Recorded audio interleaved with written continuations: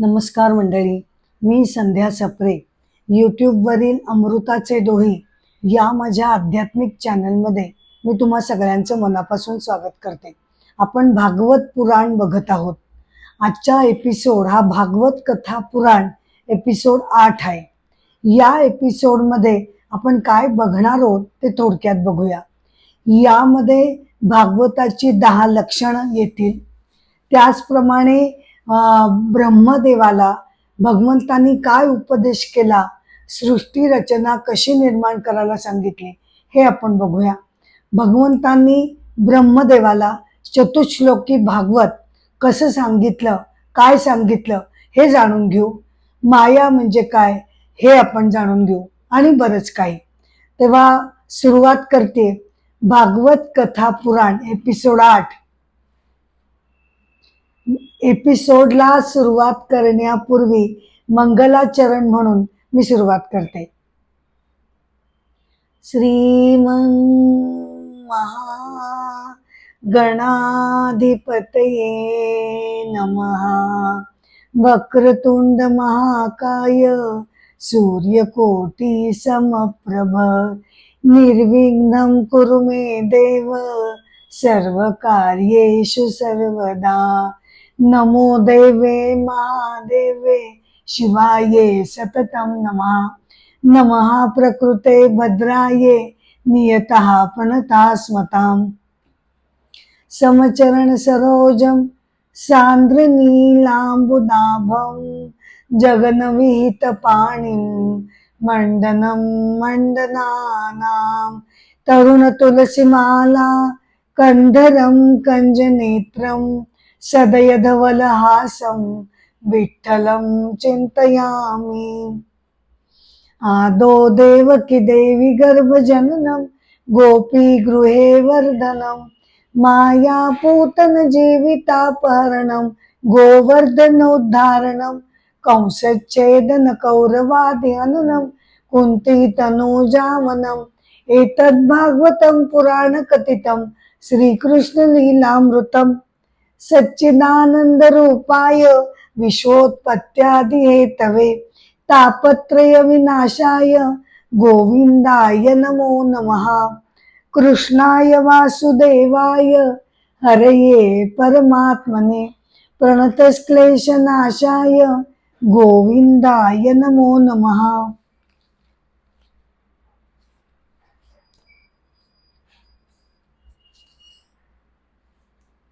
भागवत कथा पुराण एपिसोड 8.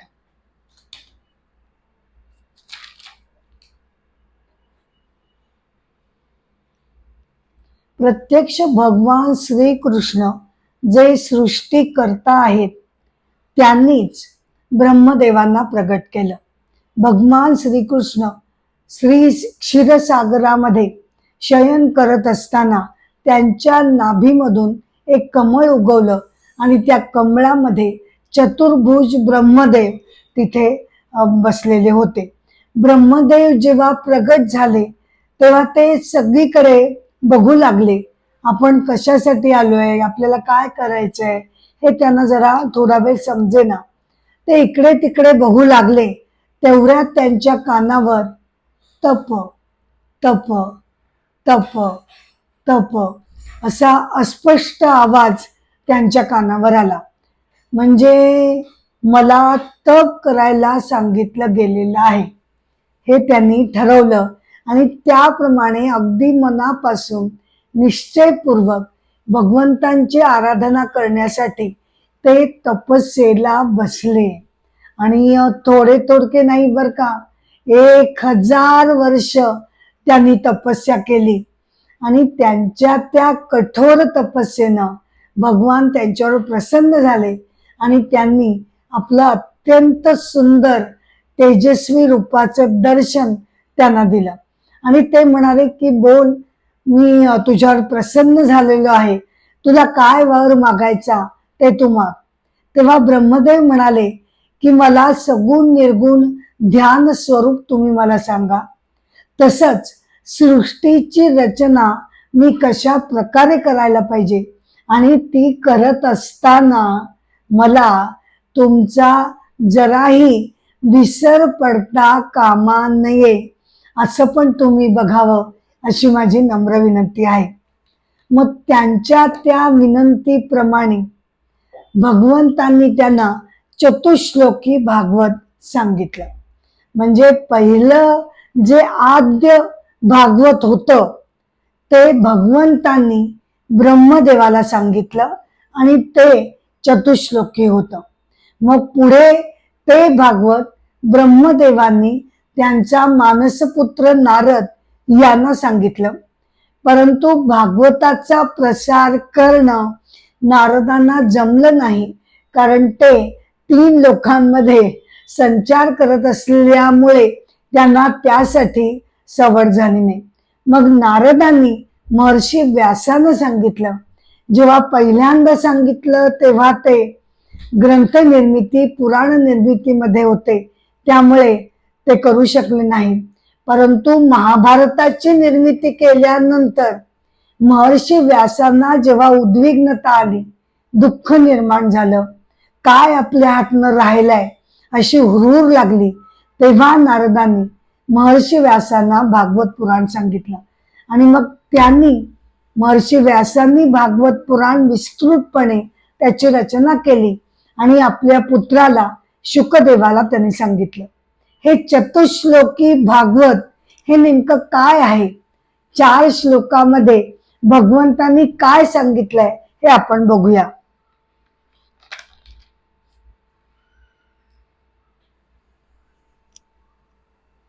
सृष्टीच्या पूर्वी केवळ मी आणि मीच होतो.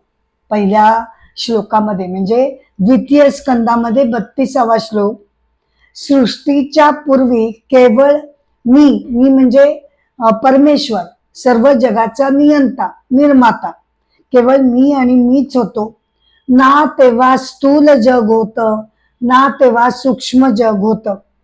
आता वर्तमानामध्ये सुद्धा जी काही सृष्टी दिसत नाही, दिसत जरी नसली तरी सुद्धा मी तिथे सर्वव्यापी असल्यामुळे मी तिथे सुद्धा आहे.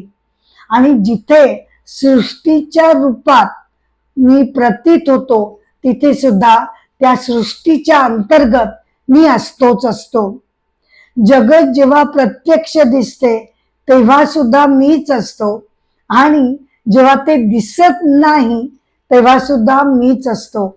सृष्टीचा प्रलय झाल्यानंतर सुद्धा भले सृष्टी दिसेनाशी होईल पण मी तिथे असतोच असतो. हा झाला पहिला श्लोक. मग चतुश्लोकी भागवतामधला दुसरा श्लोक 2.9.33 तो असं म्हणतो. आता हा श्लोक मायेचं वर्णन करतोय. परमात्म्याची माया म्हणजे अशी शक्ती आहे बर का.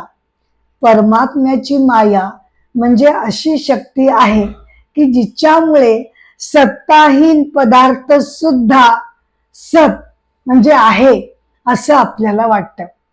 आणि जे वास्तविक खरोखर आहे ते मात्र आपल्या अनुभवाला येत नाही. हीच ती माया शक्ती होय. म्हणजे उदाहरणार्थ आपण टेबल, खुर्ची, हजारो वस्तू आपण बघत असतो, तेव्हा काय घडतं, तेव्हा त्या वस्तू आपल्याला प्रकर्षानं दिसतात. मला टेबल दिसतं, पण टेबलाचा मूळ जो अधिष्ठान आहेपणा, सत, आपण परमात्म्याचं वर्णन कसं केलेलं आहे, सच्चित आनंद स्वरूप आहे. सत म्हणजे असणं, अस्तित्व, आहेपणा, तो जो निरंतर आहे, त्याला काळाचं बंधन नाही, कशाचंही बंधन नाही. सृष्टीच्या पूर्वी सुद्धा परमात्मा होता, आत्ताही आहे, नंतरही असेल. तर हे जे सत त्याचं वैशिष्ट्य आहे ते सत आहेपणाच्या अधिष्ठानावर वस्तू येतात आणि जातात. पण ते जे आहेपणाचं, असणेपणाचं, अस्तित्वाचं जे मूळ अधिष्ठान आहे ते मात्र आपण बघत नाही. आपण बघतो फक्त टेबल, खुर्ची आणि हजारो वस्तू. ज्या आपल्याला दिसतात, हीच ती माया. तिसरा श्लोक 2.9.34. जसं प्राण्यांच्या शरीरामध्ये पंचमहाभूते प्रवेश करतातही आणि पंचमहाभूत सदैव असल्यामुळे प्रवेश करतही नाही, अशी विरुद्धार्थी भाषा योजलेली आहे. पंचमहाभूतांनी ही सृष्टी व्यापलेली आहे. त्याचा निर्माता हा अर्थातच भगवान श्रीकृष्ण आहे, पण पंचमहाभूतांनी ही सर्व ब्रह्मांड व्यापलेलं आहे. त्यामुळे जेव्हा प्राण्यांच्या शरीरामध्ये, माझ्या शरीरामध्ये पंचमहाभूत आहेत असं जेव्हा मी म्हणते, तेव्हा ते एका अर्थाने बरोबर असतं आणि दुसऱ्या अर्थाने ते का नसतं, कारण पंचमहाभूत माझ्या शरीरामध्ये प्रवेश करण्याची त्यांना गरज नाही, कारण ते सर्वव्यापी आहेत. म्हणजे प्रवेश करतात हे सुद्धा एक प्रकारे बरोबर आहे आणि प्रवेश करत नाही हे पण बरोबर होऊ शकतं. त्याचप्रमाणे त्यांच्या शरीरामध्ये मी परमात्मा आत्मरूपानं प्रवेश करतो आणि आत्मतत्वाच्या दृष्टीनं बघितलं तर माझ्याशिवाय दुसरी कोणतीच गोष्ट जगतामध्ये नसल्यामुळे मी त्यांच्यामध्ये प्रवेश करत नाही हे सुद्धा आपल्याला म्हणता येतं. आत्मतत्व सर्वव्यापी आहे, त्यामुळे त्यानं प्रवेश केला हे पण एक प्रकारे आपण म्हणू शकतो. आणि तो कसा प्रवेश करणार, कारण तो तर सर्वव्यापी आहे, जिकडे तिकडे तो आहेच आहे. मग तो पुन्हा कसा प्रवेश करेल, या अर्थानं तो प्रवेश करत नाही. 2.9.35 चतुश्लोकी भागवताचा 4था श्लोक. हे ब्रह्म नाही, हे ब्रह्म नाही अशा प्रकारच्या निषेध पद्धतीनं, म्हणजे नेती पद्धतीनं, आणि हे ब्रह्म आहे, हे ब्रह्म आहे अशा प्रकारच्या अन्वय पद्धतीनं किंवा इति पद्धतीनं हे सिद्ध होतं की सदा सर्वदा सर्वत्र परमात्मा आणि परमात्मा स्थित आहे. आता हे काय आहे तर परब्रह्माचं वर्णन दोन प्रकारे करता येतं. एक आहे नेती पद्धत, म्हणजे निगेशन, निषेध, नाही नाही नाही. का, कारण परब्रह्म किंवा परमात्म तत्व हे गोष्ट नाही, ती ऑब्जेक्ट नाही, ते वस्तू नाही की जे आपल्याला दाखवता येऊ शकेल. ते आपल्या मन आणि बुद्धीच्या ते अतीत आहे, त्यामुळे त्याला समजून सुद्धा घेता येत नाही. मग त्यामुळे काय करावं तर नेती पद्धतीनं आपण हे सिद्ध करतो. नेती पद्धतीनं म्हणजे की ते काय नाही हे तरी आपण नक्कीच सांगू शकतो. ते काय आहे हे आपल्याला जरी सिद्ध करता येत नसलं, कारण ती वस्तू नाही म्हणून, पण निदान ते काय नाही हे आपण नेती पद्धतीने सांगतो. पहिला नेती जो आहे म्हणजे नाही नाही नाही, तो काय सांगतो की बाबा हे ऑब्जेक्ट नाही, हे आकाश नाही, परमतत्व म्हणजे सूर्य नाही, परमतत्व म्हणजे पाणी नाही, परमतत्व म्हणजे चंद्र नाही, हजारो गोष्टी घ्या, ते नाही. हा पहिला नेती सांगतो. आणि दुसरा नेती जो आहे, आता मी हे सगळं सांगितल्यानंतर एखादा म्हणेल अच्छा म्हणजे परमतत्व नाहीच आहे, तर थोडक्यात सगळंच तुम्ही नाही नाही नाही नाही नाही म्हणताय म्हणजे परमतत्व नाहीच, तर तसाही त्याचा अर्थ नाही हे सांगणारा दुसरा नेती आहे.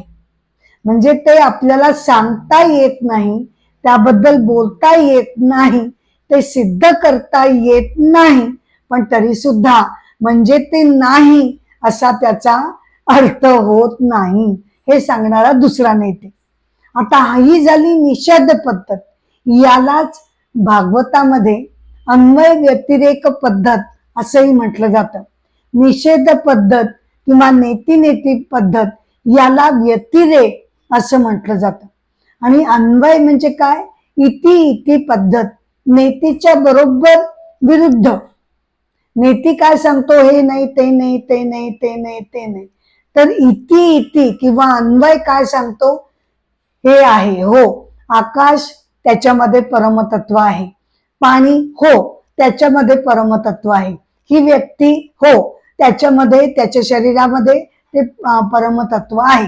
या अर्थाने आहे होकार अर्थी भाषेनं परमतत्व सिद्ध करता येतं. दोन्ही बाजूनी आपण परमतत्व सिद्ध करतो. म्हणजेच थोडक्यात काय, होकारार्थी बोला किंवा नकारार्थी बोला, परमतत्व हे सदा सर्वदा सदैव आहेच आहे, हा त्यातून निष्कर्ष निघतो. तर अशा प्रकारे भगवंतांनी चतुश्लोकी भागवतामध्ये जगत, माया, नंतर परब्रह्म तत्व, नंतर नेती नेती आणि इति इति पद्धत अशा प्रकारे सिद्ध करून दाखवलं की परब्रह्म तत्व सर्वत्र आहे.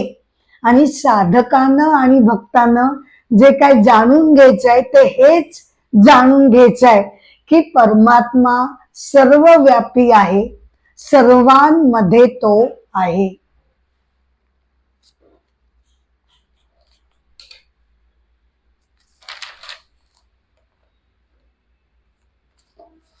आता मायेच्या संदर्भात थोडस जास्त स्पष्टीकरण मी देऊ इच्छिते. भगवद्गीता अध्याय 2:16 मध्ये असं म्हटलेलं आहे की जे असत म्हणजे नाही ते आहेसे होत नाही, जे नाहीये ते आहे होत नाही, आणि जे आहे ते नाही असं होत नाही.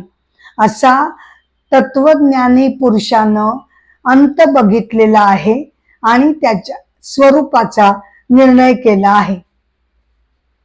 म्हणजे काय याचा अर्थ, तर वस्तूंना एकतर स्वतःच स्वतंत्र अस्तित्व असतं किंवा ते त्यांचं स्वतःच नसलं तरी ते दुसऱ्याकडून बॉरो करून घेतात.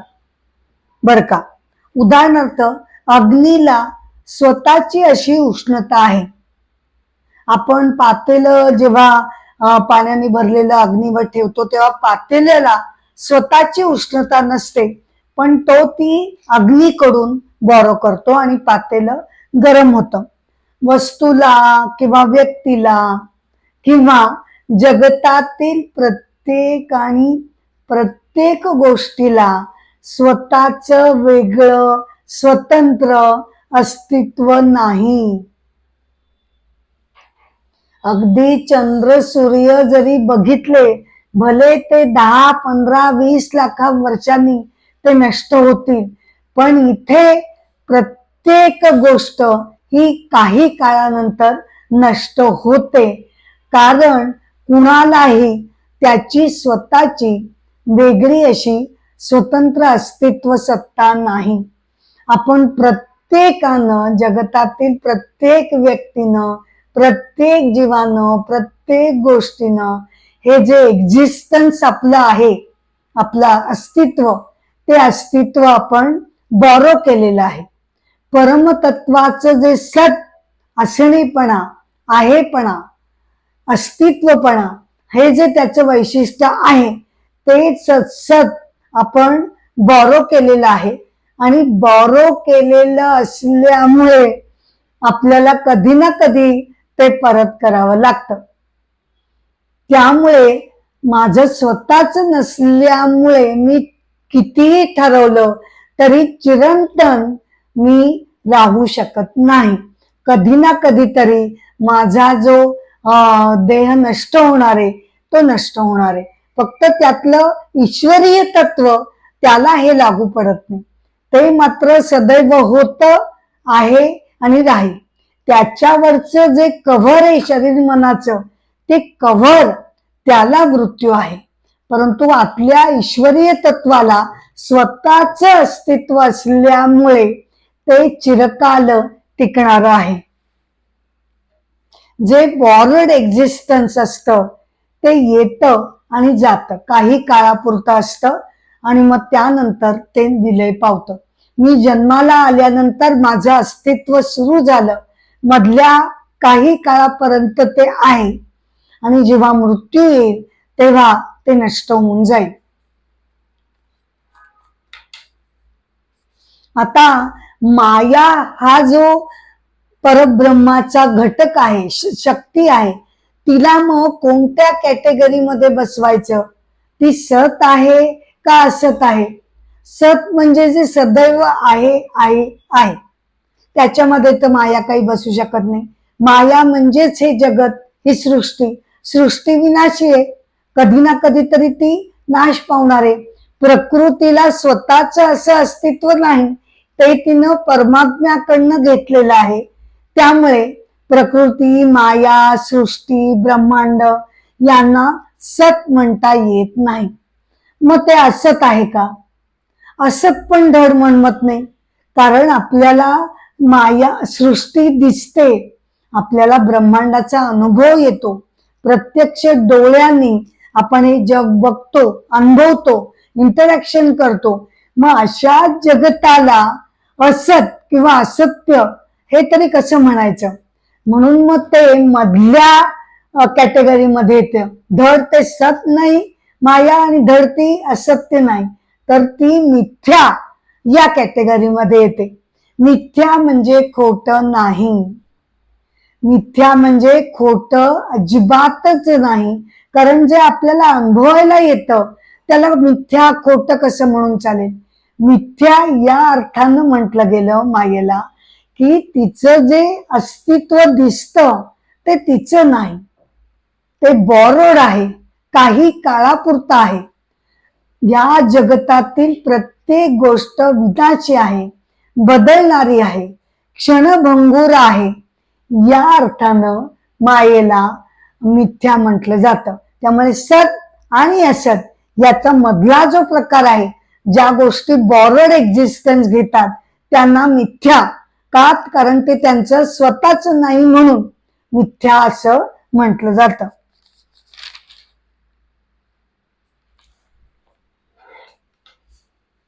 त्यामुळे माया ही कशी आहे? ही विनाशी आहे, या अर्थानं तिला मिथ्या म्हटलं जातं. पण माया मिथ्या आहे म्हणजे काय याचा अर्थ घ्यायचा की सगळं निराशावादी सूर याच्यातून प्रगट होतो का? नाही, आपण या मायेमध्येच आहो. माया ही तरी काय आहे? शेवटी परमेश्वराचीच शक्ती आहे की नाही? भले ती काहीच काळापुरती असेल, माझं शरीर हे भले काही काळापुरतंच असेल, पण म्हणून मी त्याला खोटं म्हणणं हे बरोबर ठरणार नाही. धर्मानं आपल्याला जे चार हे सांगितलेले धर्म, अर्थ, काम, मोक्ष हे जे चार पुरुषार्थ सांगितलेले आहेत त्याचं नियमन करणं आपल्याला भाग आहे.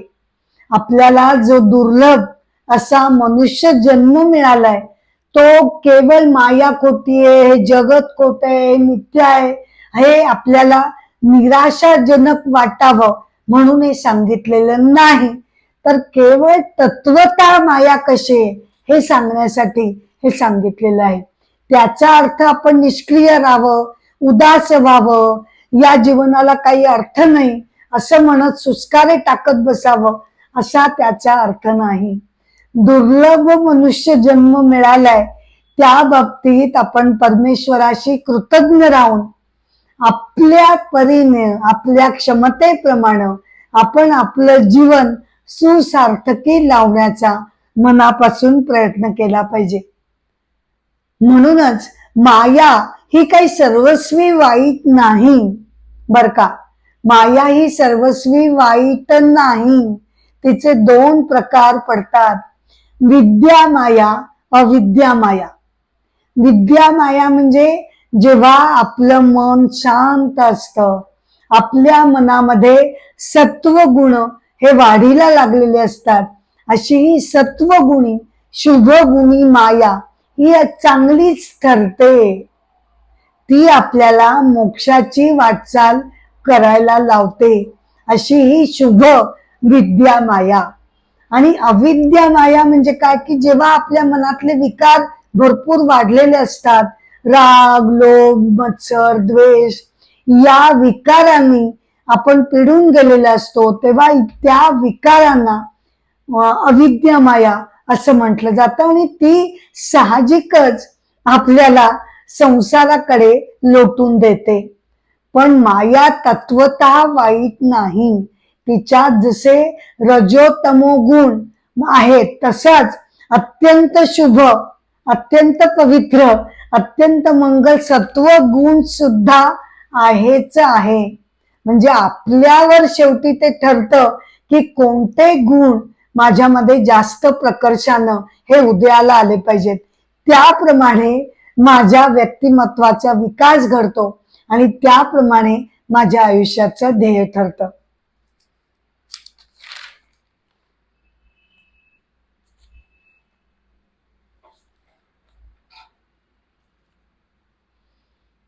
आता बघूया एक कथा, संत श्रेष्ठ सूरदास.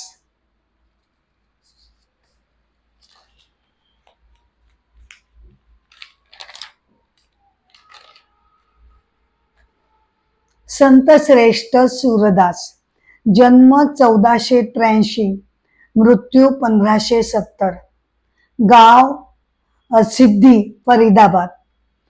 ते जन्मतःच अंध होते बर का. सूरदास हे जन्मतःच अंध होते आणि घरची खूप गरिबी होती. म्हणजे घरची लोक त्यांना काही बोलत नसत, पण त्या अत्यंत संवेदनाक्षम मुलाला असं जाणवू लागलं की आपला कुटुंबावर सगळ्यांसाठी एक भार होतोय. गरिबी असल्यामुळे त्यांना ते झेपत नाही. हे लक्षात येऊन त्यांनी स्वतःहून आपलं घर सोडण्याचा निर्णय घेतला आणि अगदी लहानपणी 8-10 वर्षाचे असताना ते घराबाहेर पडले. ते आता अंध होते, तर झालं काय, रस्त्यातून चालता चालता ते एका विहिरीमध्ये पडले. पण नशिबानं ती विहीर कोरडी होती आणि खोल नव्हती. तिथे ते जाऊन बसले आणि काय सांगू तुम्हाला, त्या विहिरीमध्ये स्वारी हू का चू न करता तिथे 7 दिवस त्या विहिरीमध्ये बसून राहिली. का? कारण बाजूलाच एक श्रीकृष्ण मंदिर होतं आणि त्यामध्ये 7 दिवसांचा कीर्तन सोहळा चालू होता. सूरदासजी अत्यंत लहानपणापासून भगवान श्रीकृष्णांचे परमभक्त होते.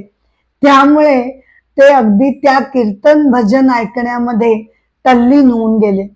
आणि असं सांगितलं जातं की 7व्या दिवशी प्रत्यक्ष भगवान श्रीकृष्ण त्यांनी तिथे येऊन त्यांना दर्शन दिलं आणि त्यांना दृष्टी देऊ केली.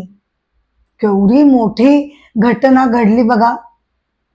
भगवंतांनी त्यांना दृष्टी देऊ केली.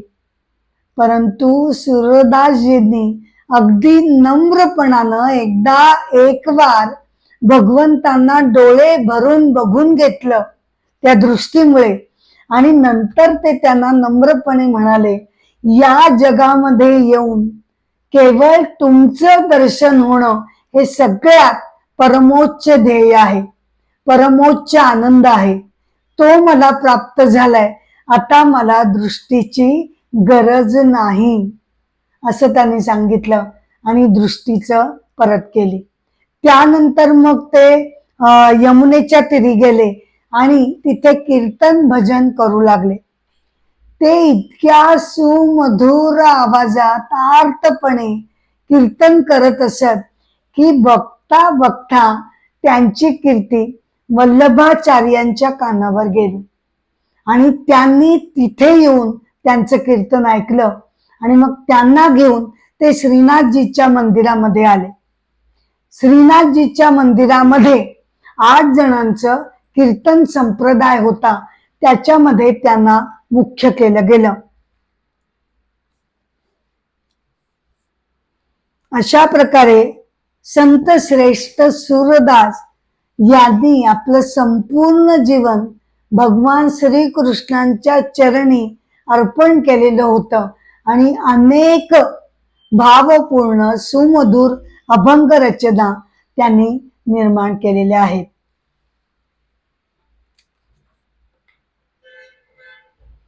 आता बघूया भागवताची 10 लक्षणं. पहिला आहे सर्ग. सर्ग म्हणजे काय? पंचमहाभूते, तन्मात्र, इंद्रिय, अहंकार या सगळ्यांच्या निर्मितीला सर्ग म्हटलं जातं. दुसरा आहे विसर्ग.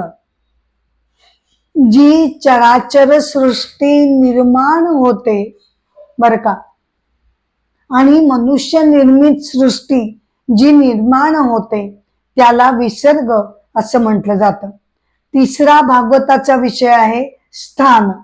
सृष्टीला स्थिर राखण्यात भगवान श्रीकृष्णांची जी श्रेष्ठता सिद्ध होते त्याला स्थान असं म्हटलं जातं. चौथा विषय आहे पोषण. भगवंतांची भक्तांवर जी कृपा होते त्याला पोषण असं म्हटलं जातं. पाचवा विषय आहे उती. जीवांना कर्मांच्या द्वारे बंधनात टाकणाऱ्या जीवांच्या वासना याला उती म्हटलं जातं. मग मन्वंतर हा विषय येतो. मन्वंतर म्हणजे शुद्ध धर्माचं अनुष्ठान म्हणजे मन्वंतर. त्यानंतरचा भागवताचा विषय आहे ईशानू कथा, म्हणजेच भगवंतांच्या अवताराच्या कथा. त्यानंतर जो विषय आहे तो आहे निरोध, म्हणजे जीवांचं भगवंतांच्या चरणी लीन होणं म्हणजे निरोध. 9वा विषय भागवताचा येतो मुक्ती. आपल्या स्वस्वरूपामध्ये स्थिर होणं म्हणजे मुक्ती. आणि 10वा विषय आहे आश्रय. जगताची उत्पत्ती, जगताचा प्रलय ज्या तत्वानं प्रकाशित होतात, म्हणजे उत्पत्ती, विकास, लय या सगळ्याला आधारभूत असं जे तत्व आहे ते आहे परमेश्वर तत्व. ते जगताचा आश्रय आहे. अशा प्रकारे भागवताची 10 लक्षणं आपण इथे बघितली आहेत.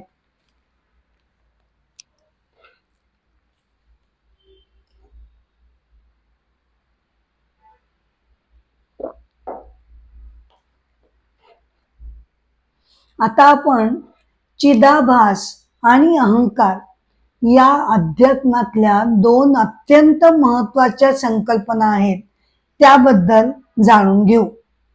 चिदाभास म्हणजे काय? आता छांदोग्य उपनिषदामध्ये असं म्हटलेलं आहे की हे जे परमतत्व आहे ते सर्वव्यापी आहे, म्हणजे अणुरेणूमध्ये ते आहे. मग असं जर ते सर्वव्यापी आहे तर ते मनुष्याच्या शरीरामध्ये पुन्हा कशी काय एंट्री घेईल, नाही का? जर ते ऑलरेडी सगळीकडे आहेच तर पुन्हा एकदा शरीरामध्ये आत्मतत्वाची एंट्री कशी काय होईल? तर ही एंट्री जी आहे ती डायरेक्ट एंट्री नाही बर का. ती डायरेक्ट एंट्री नसून ती स्पेशल मॅनिफेस्टेशन आहे, स्पेशल एंट्री आहे. कशी?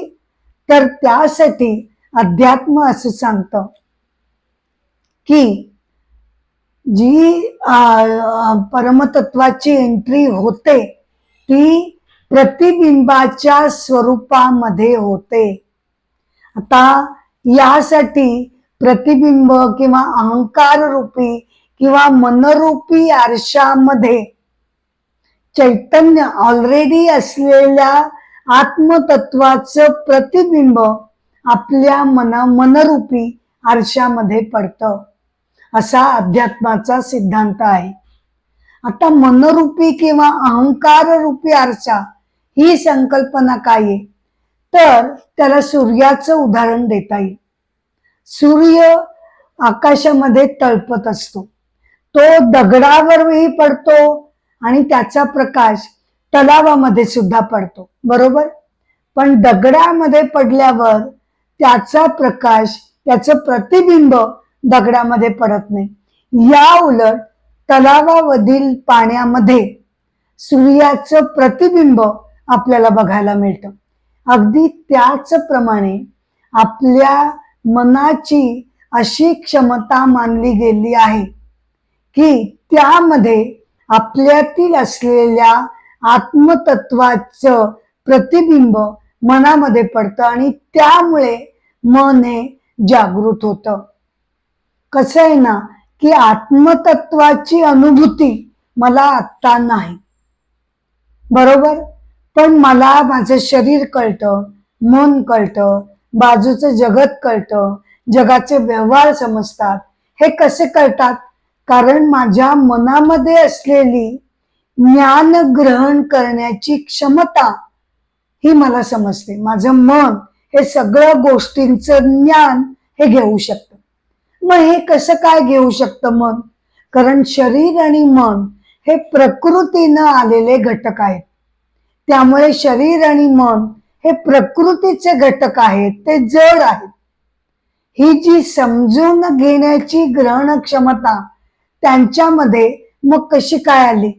तर त्याचं कारण मनोरूपी आरशामध्ये या आपल्यातील आत्मतत्वाचा स्वप्रकाश त्याच्यामध्ये प्रतिबिंबित होऊन मन हे जाणीव जागृती, त्याचा अवेअरनेस तो जो आहे तो त्यानं घेतलेला आहे। त्याला चिदाभास किंवा रिफ्लेक्टेड कॉन्शियसनेस असं म्हटलं जातं। प्युअर कॉन्शियसनेस म्हणजे आत्मतत्व, त्याचा पडलेलं प्रतिबिंब म्हणजे चिदाभास। तर आता काय होतं ना की आपल्यातला जो अहंकार आहे त्याच्यामध्ये हा अवेअरनेस जो आहे तो खूप मोठ्या प्रमाणात आहे हे आपल्याला कळून चुकतं। अहंकार रूपी आरशामध्ये आत्मतत्वाचं प्रतिबिंब पडतं आणि चिदाभास रिफ्लेक्टेड कॉन्शियसनेस आणि तो आरसा हे एकरूप होतात। आरसा कोण आहे? अहंकार आहे। अहंकार आणि रिफ्लेक्टेड कॉन्शियसनेस हे एकरूप होतात। आपण जर आरशामध्ये प्रतिबिंब बघितलं तर आरसा आणि त्यातील प्रतिबिंब हे जसे एकरूप होतात त्याचप्रमाणे अहंकार रूपी आरसा आणि त्यामध्ये पडलेलं आत्मतत्वाचं प्रतिबिंब हे एकरूप होतात।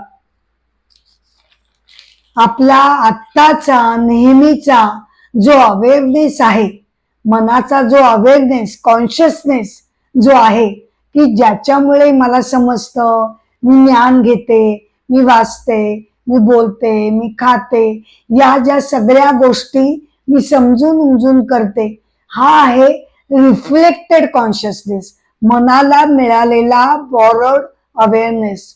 हा रिफ्लेक्टेड कॉन्शियसनेसमुळे मी या सगळ्या क्रिया करू शकते।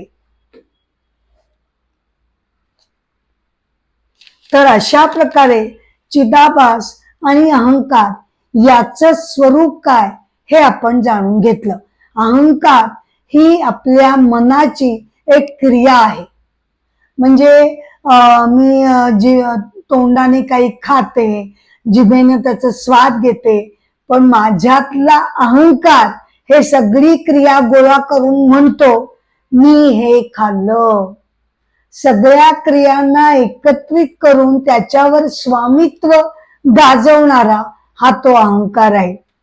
विवेक चूडामणीमध्ये बर का, विवेक चूडामणीमध्ये आद्य शंकराचार्य असं म्हणतात की आपल्यातील आत्मतत्वापासूनच निर्माण झालेला अहंकार हा काय करतो? निर्माण कशापासून झाला? तो आत्मतत्वापासून।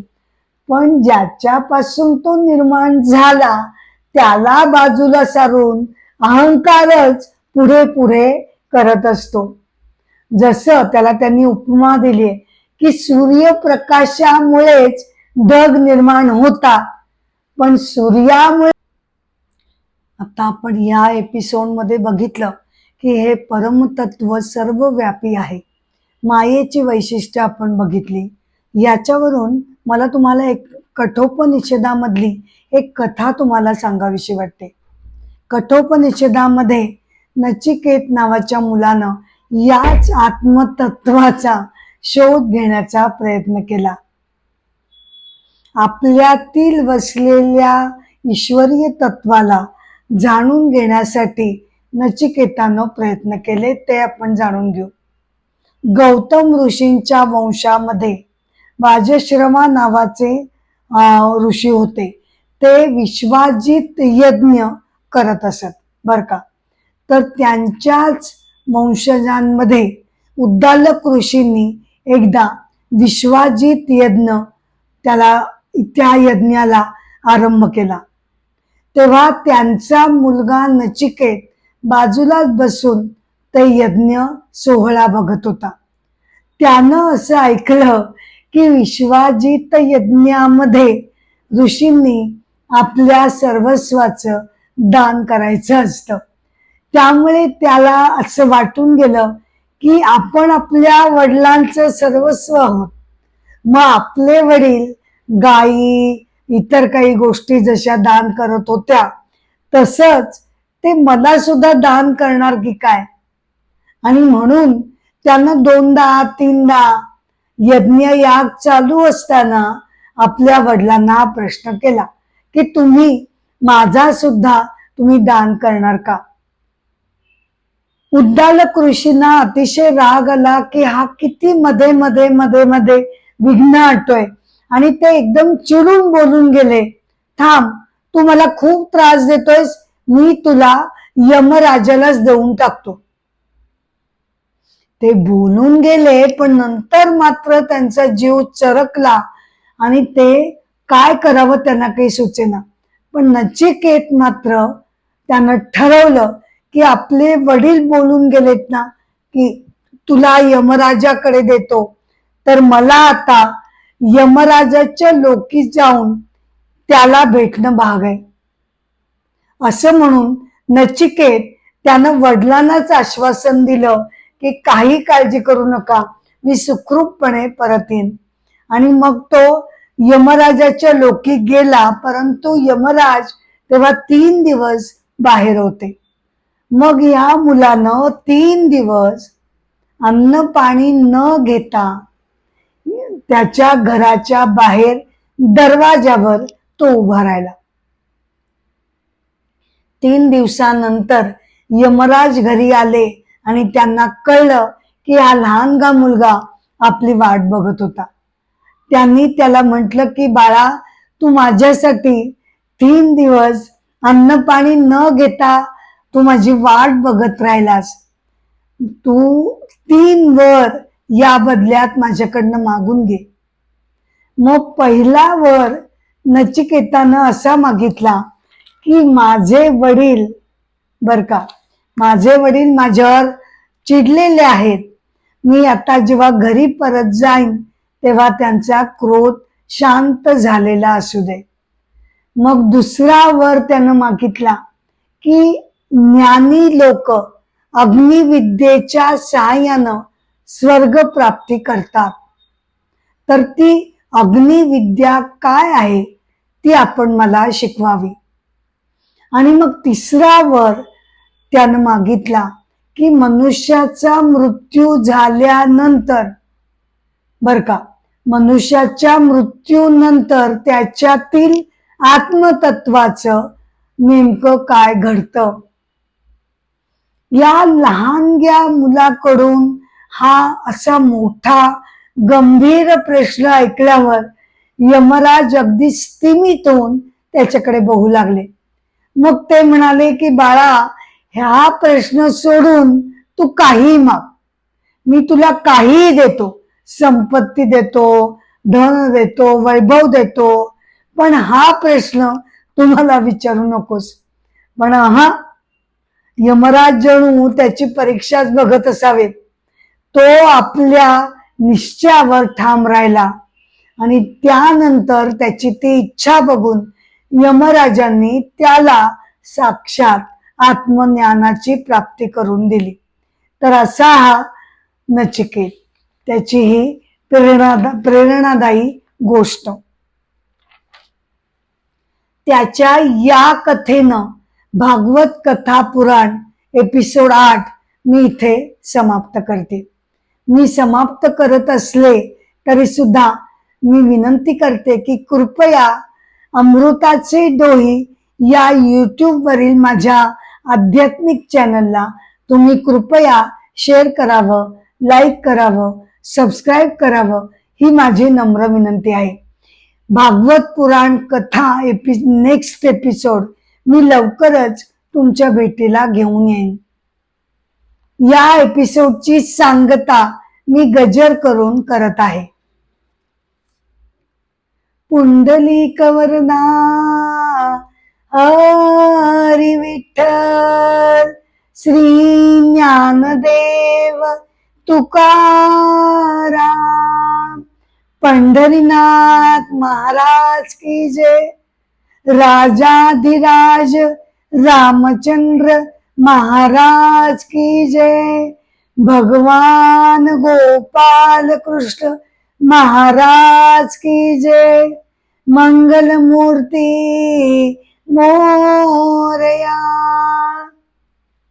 जय जय राम, राम कृष्ण हरि हरि, जय जय राम, राम कृष्ण हरि, राजा राम कृष्ण हरि, राजा राम कृष्ण हरि हरि, जय जय राम, राम कृष्ण हरि, जय जय राम, राम कृष्ण हरि हरि. नमस्कार.